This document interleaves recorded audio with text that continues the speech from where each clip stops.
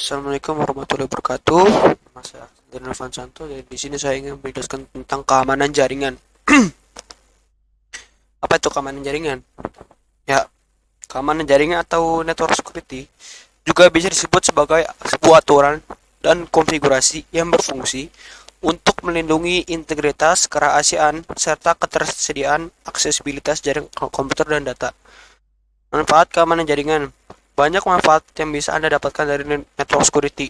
Beberapa di antaranya adalah mengurangi resiko terjadinya pencurian dan sabotase data, membantu melindungi jaringan sistem dari malware dan virus berbahaya lainnya, memastikan bahwa data Anda pada jaringan tetap utuh dan aman tanpa modifikasi. Konsep network security. Confidentiality atau kerahasiaan adalah aturan yang membatasi pihak ketiga akan akses ke informasi. Konsep ini dirancang untuk mencegah informasi sensitif yang diakses oleh orang yang salah. Yang kedua, integrity atau integritas.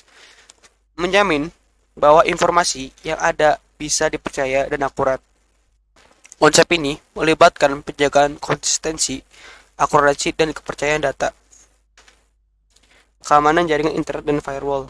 Serangan terhadap keamanan sistem informasi security attack seringkali terjadi pada dunia maya ya, yaitu adalah serangan cybercrime. Seringkali dilakukan oleh sekelompok orang yang ingin menembus suatu keamanan sebuah sistem. Aktivitas ini bertujuan untuk mencari, mendapatkan, mengubah, dan bahkan menghapus informasi yang ada pada sistem tersebut jika memang sangat dibutuhkan. Nah, pengertian firewall. Firewall atau tembok api adalah sebuah sistem atau perangkat yang mengizinkan lalu lintas jaringan yang dianggap aman untuk melaluinya dan mencegah lalu lintas jaringan yang tidak aman. Umumnya, sebuah tembok api diterapkan dalam sebuah mesin terdedikasi yang berjalan pada pintu gerbang gateway antara jaringan lokal dan jaringan lainnya. Ada beberapa kemungkinan tipe dari serangan yang dilakukan oleh penyerang, yaitu interception, yaitu pihak yang tidak mempunyai wewenang telah berhasil mendapatkan hak akses informasi. Yang kedua, interruption, yaitu penyerang yang telah dapat menguasai sistem tetapi tidak keseluruhannya, tetapi admin asli masih bisa login. Fabrication, yaitu penyerang yang telah menyisipkan objek palsu ke dalam sistem tersebut. Modification, penyerang yang telah merusak sistem dan telah mengubahnya secara keseluruhan. Menurut David Dikoff, dilihat dari lubang keamanan, ada 4 keamanan yang dapat diklasifikasikan menjadi 4 macam. Yang pertama, keamanan fisik atau physical security. Suatu keamanan yang meliputi seluruh sistem beserta peralatan, periferal, dan media yang digunakan.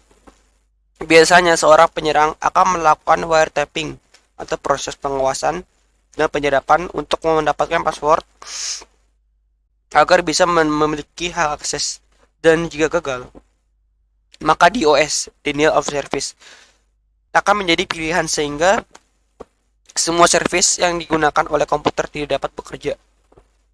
Sedangkan cara kerja DOS biasanya mematikan pesan-pesan yang sangat banyak jumlahnya. Secara sederhana, DOS memanfaatkan celah lubang keamanan pada protokol TCP atau IP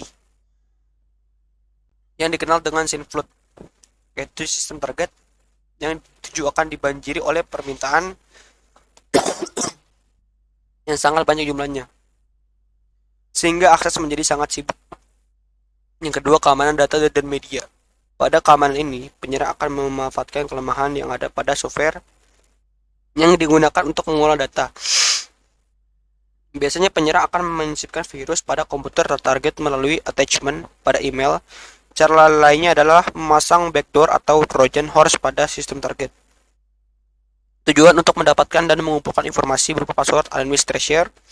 Password tersebut nantinya digunakan untuk masuk pada akun administrator tersebut. Yang ketiga, keamanan dari pihak luar.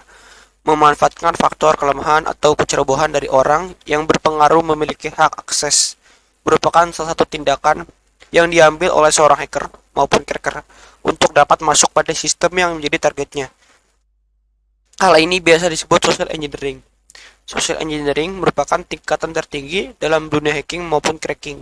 Biasanya orang yang melakukan social engineering akan menyamar sebagai orang yang memakai sistem dan lupa password, sehingga akan meminta kepada orang yang memiliki hak akses pada sistem tersebut untuk mengubah atau mengganti password yang digunakan pada sistem tersebut.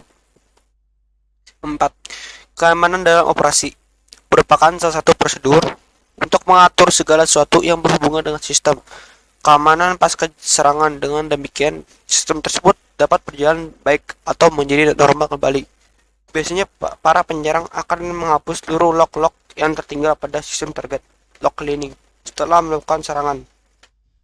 Nah, menurut saya kesimpulan melindungi jaringan dengan baik itu adalah dengan adanya firewall dalam suatu sistem jaringan dan komputer, diharapkan dapat melindungi informasi-informasi penting dan dapat memanajemen lalu lintas pengaksesan dari dalam maupun dari luar sistem guna meningkatkan kinerja seluruh bagian-bagian terkait mencapai kemaksimalan suatu koneksi atau jaringan dari dalam maupun luar yang memberi efek pengutukan bagi si pengguna firewall.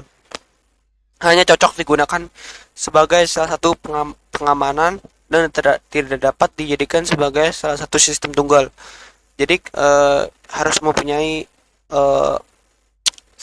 yang lain ya, seperti antivirus itu sangat bagus untuk mengamankan jaringan, karena karakteristik firewall ini hanya berfungsi sebagai pendeteksi dan pemberi peringatan terhadap gangguan yang datang dari luar dan dalam sistem jaringan itu sendiri. Ya, mungkin segini saja yang bisa saya jelaskan.